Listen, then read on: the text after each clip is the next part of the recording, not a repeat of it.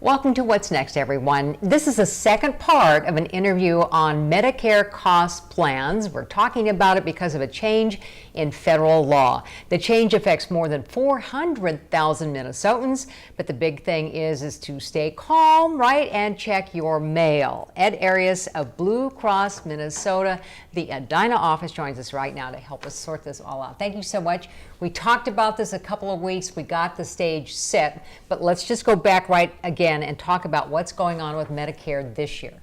So this year, as we mentioned in the last segment, Medicare cost plans are going away for any member in Minnesota that has what is called a cost plan.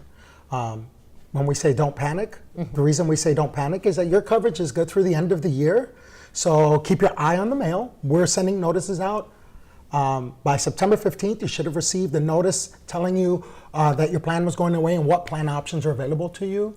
Beginning October 1st, again, you can come and talk to anyone at the retail center in Blue Cross Blue Shield of Minnesota, or if you work with an agent, we advise you to go ahead and start having those conversations with your agent beginning October 1st. Okay, but you can't really enroll in anything until October 15th, correct? October 15th is when Medicare says people can start submitting their enrollment forms. Okay, we have a graphic that shows that half the state of Minnesota is affected by this change. Part of it, the grayed out area isn't, but the blue part is, and it just seems like it's just right down the middle.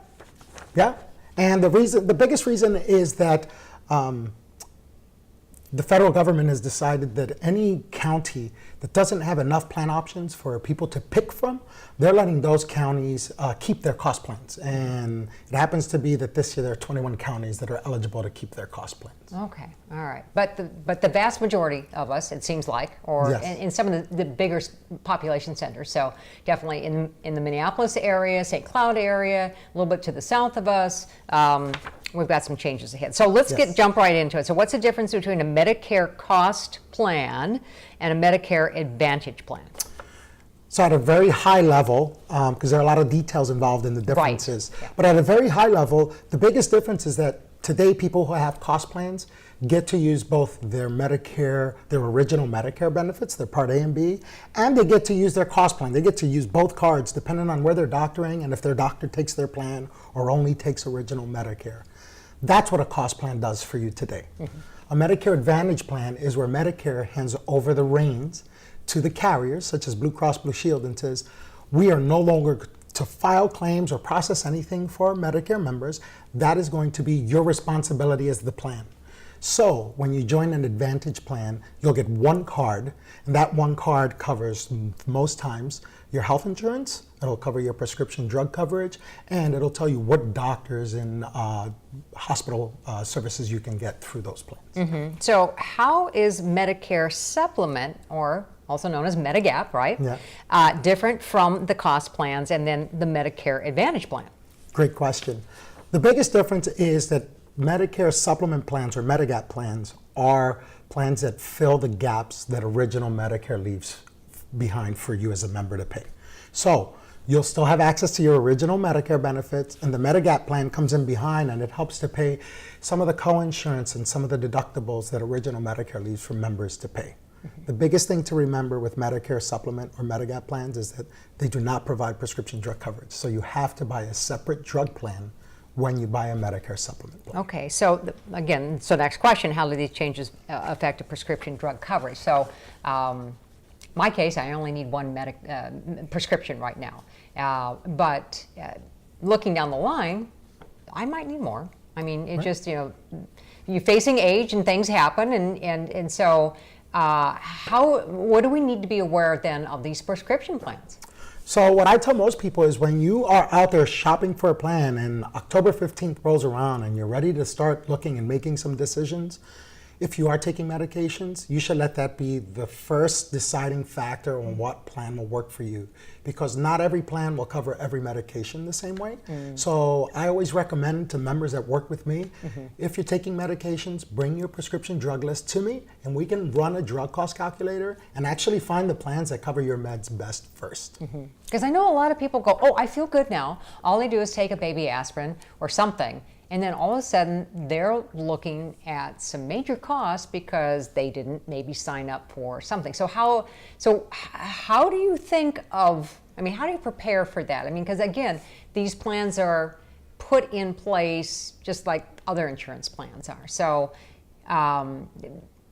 what do you advise somebody who's like, oh, I'm feeling great, I only take a baby aspirin? Do you go for understanding there could be some changes, or what? And I love that you asked that question, because the reality of it is that's where the conversation has to start.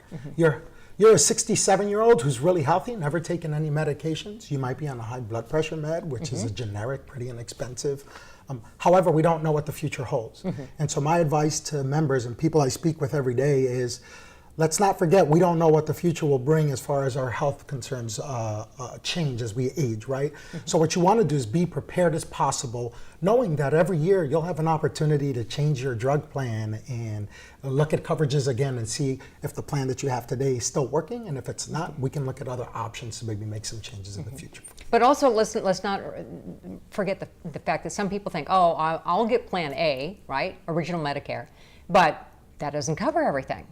Correct. And then, isn't there a problem where you're kind of tagged a little bit later if you don't sign up for a particular a couple of areas that you might end up paying more for something than if you had just regularly signed up at age 65, right? Right.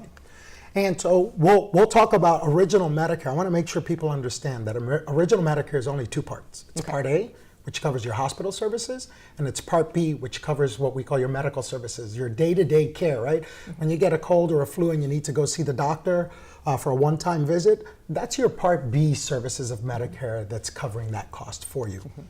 Medicare, original Medicare, does not cover your over-the-counter prescription drug needs. And so that's why it's really important that when you turn 65 or you're ready to join Medicare, that you're having a conversation with a licensed representative or someone at Blue Cross Retail Center to talk about what other things do I need to make sure I'm covering so that there's no penalties involved, and that I'm not missing the boat in case I'm healthy today, but in 6 months now all of a sudden the doctor puts me on 5 different prescription medications and I'm paying for those out of pocket. Right, because I know that there's these, again, we hear these horror stories coming in, and it's like, it's after the fact. Well, I didn't sign up for it when I was 65, and now, you know, a year later, I'm seeing something that's coming through that I wasn't prepared for. Let's just put it that way. Right, and most people don't expect to get sick. Sure, right. Sickness kind of surprises us, right? Right. An illness comes up on us. So yeah, absolutely.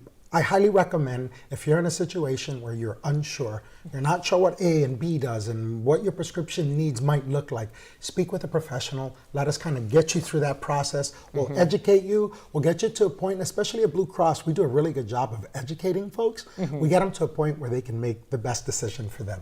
And in all of these plans, are they family plans? So if one member is healthy, but the other member is not, how do these plans cover that? Do you take individual? Do you take family coverage? How does that work? So Medicare is an individual plan only. So the only way you're eligible for Medicare is once you turn 65 and you've worked in the United States for at least 10 years and have paid federal FICA taxes, then you're eligible for original Medicare benefits, but that happens on a per person basis. Got it. Okay. So where do seniors go if they have any questions? If they have any questions, I always recommend you come visit us at the Blue Cross Blue Shield retail centers. We have one in Edina, one in Roseville, and also one in Duluth. We also always recommend, if you're working with a trusted agent, somebody you have trust with, please give them a call, have these conversations with them. It's really important that you get your questions answered before you make a decision. And in your office, you have a couple of different English second language opportunities. So if people don't speak English, they can come in and have a translator for them? Absolutely. So we happen to have Spanish speaking representatives at both our Roseville and our Edina locations. We also have a translation service called Marty. It's a video translation service. So if you speak another language that's not English or Spanish, we can actually get a live interpreter online to do a translation for you. Okay, very exciting. All right, thank you, Ed, so much. Again, let's put this back up on the screen. BlueCrossMN.com/Medicare changes, that is one word, or visit Medicare.gov. And thank you for joining us.